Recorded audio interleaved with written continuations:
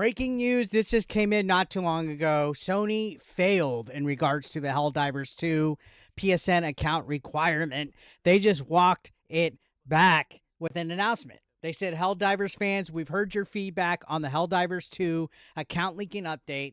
The May 6 update, which would have required Steam and PlayStation Network account linking for new players and for current players beginning May 30th, will not be moving forward.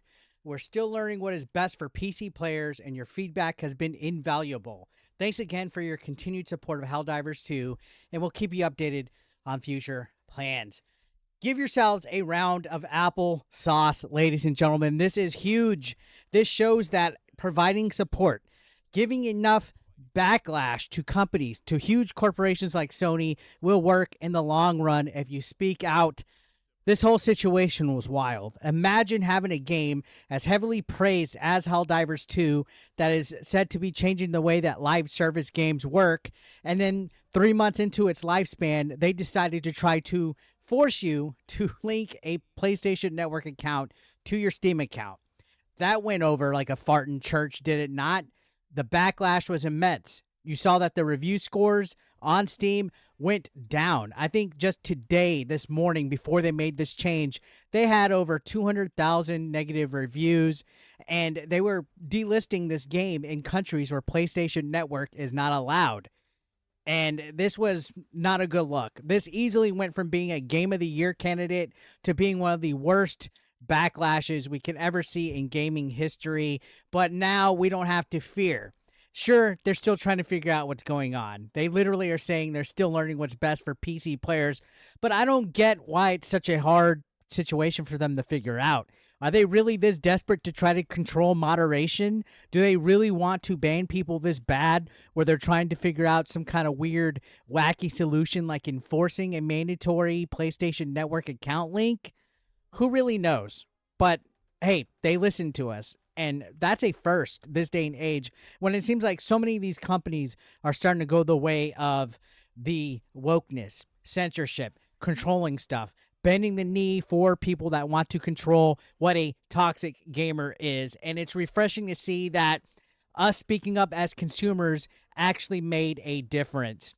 Yeah, it took them all weekend to figure this out, but now it looks like this game is going to be safe. Hopefully. Hopefully they don't decide to do something just as asinine or something as stupid, because there is potential for this game.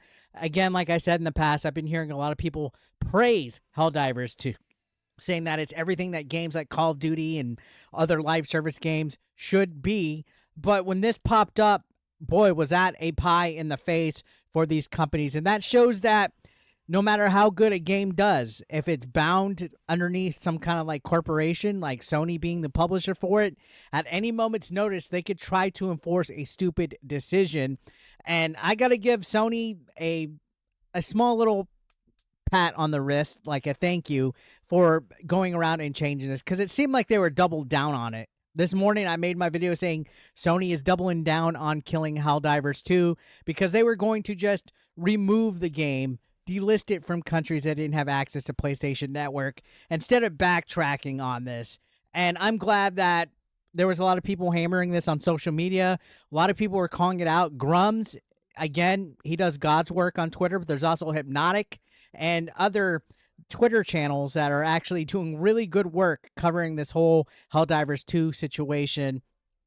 And I did my part. I made my videos. I gave my thoughts on about it. I had a few little Helldivers 2 fanboys and bootlickers come in here and call me wrong and all this and that. But if we were really in the wrong, would Sony have made such a big deal about this and backtracked? No. So we won.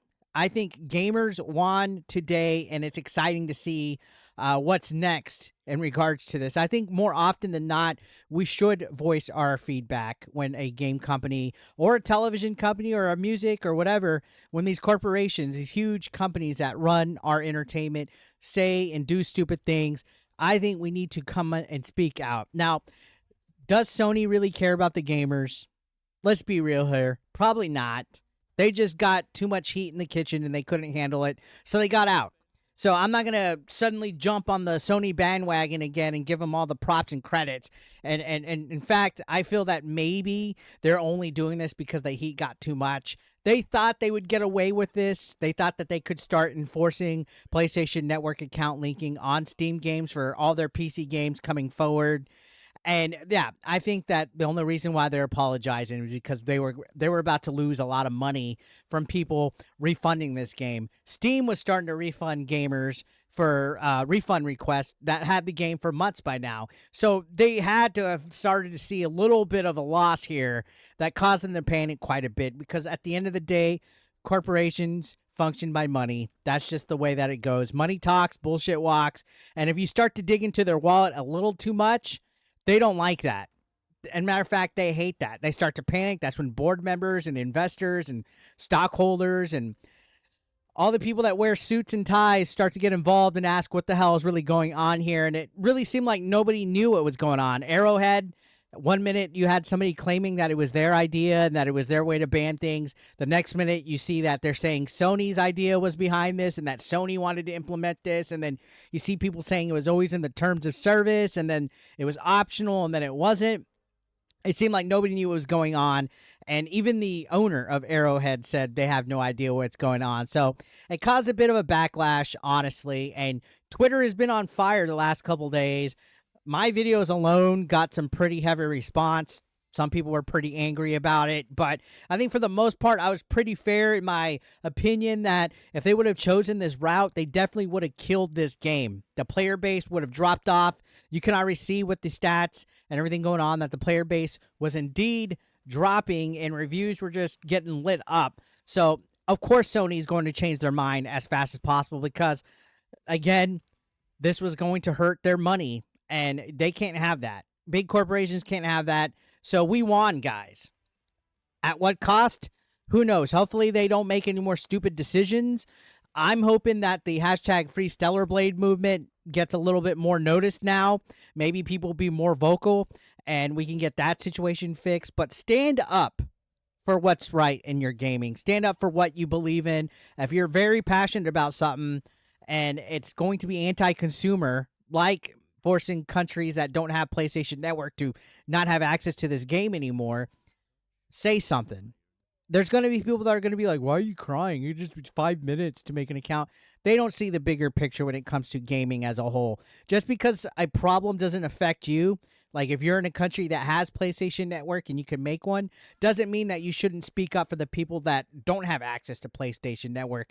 Help all the gaming. And that's where the difference lies in people like David Jaff, who I can't believe created God of War and he's turned into an insufferable piece of crap, over people like Grums. There's a stark difference here. We won. I'm happy. You're happy. Let me know your thoughts down below. Helldivers 2 no longer requires this PlayStation Network requirement.